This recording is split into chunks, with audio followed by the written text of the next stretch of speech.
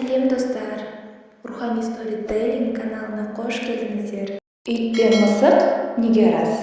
Сол туралы білетін боламыз. Кеме теңізге түскен соң Нұх, кеме тар, азық өлшеулі, сыймай кетеміз, нәпсілеріңді тежеңдер, деп әмір етті. Ит шыдай алмай жұбымен шағылысып қойды. Мысық байқап қойып пайғамбарға арыз айтты. Нұх, ит, мысықтың айтқаны рас па, деді. Ит Құдай сақтасын, деп мойындамады. Мысық көріпті ғой, оның іші тар, менің адаммен достығымды көре алмайды, жалған айтады, деп жалтарды. Осы кезде өзге мақұлықтарда: ит өтірік айтпайтын шығар, ол адаммен бұрыннан дос, мысықтың пайда болғаны кеше ғана, деді. Бәрі жабылып мысықты келеке етіп, өзін ұятқа қалдырды. Мысық итке тісін қайрап кетіп қалды. Одан кейін күндіз-түні аңдығаны тағы да ит болды. Бірде ит тағы да түнде жұбымен шағылсады. Оны бақылап тұрған мысық: «Уә Тәңірім, бұл ит сенің пайғамбарыңа жалған сөйледі. Мені өтірікші қылып, абыройымды төкті. Құдіретіңмен итті осы жағдайда ұстай тұр. Мен барып пайғамбарды шақырып келейін. Өзі көрсін, маған сенсін», деді. Мысықтың дұғасы қабыл болды.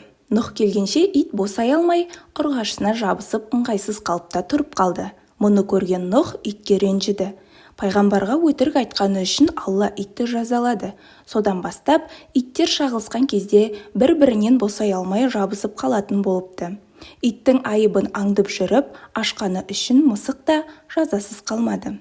Әй мысық, ескерткенің дұрыс, оған дау жоқ. Бірақ өзгенің айыбын ашып елге шашқан жақсы емес. Құдай мұндай істі жек көреді. Әркім өз мінімен әуре болсын. Бұдан былай сен де шағылысқанда өзіңді өзің әйгіле, деп жазалапты. Мысық содан бастап күйі келгенде мауығып, жан-жағына білдіріп тұратын болыпты. Әрі қарай екеуінің қайсысы ақылдырақ, соны білетін боламыз.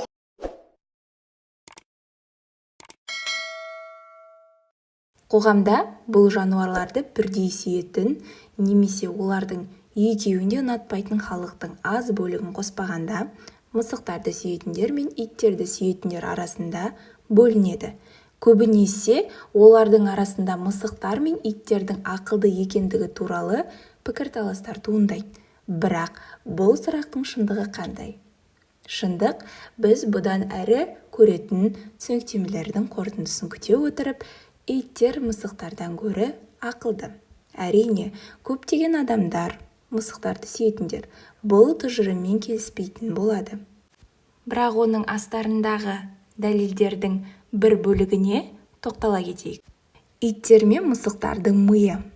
Тұқымдар арасындағы айқын айырмашылықтарды ескермеу және орташа өлшемдерді сілтеме ретінде қабылдау. Иттің миы мысық миына қарағанда әлдеқайда үлкен. Шын мәнінде біз 2 еседен астам айырмашылық туралы айтатын едік. Өйткені иттің ми қыртысы мысықтардың құрамына кіретін 250 үшін шамамен 530 миллион нейроннан тұрады. Неліктен бұл үлкен айырмашылық? Кейбір зерттеулер осымен байланысты. Итбалықтар да кездеспейтін иттерге тән қасиет көпшілдік. Мысықтар өз өмірімен және адамдармен нақты қарым-қатынаста жалғыз өмірді қалайды. Ал иттер үнемі байланыста болуды қажет етеді. Ақиқатында тиісті әлеуметтік ынталандыруы жоқ ит патологияны дамыта алады.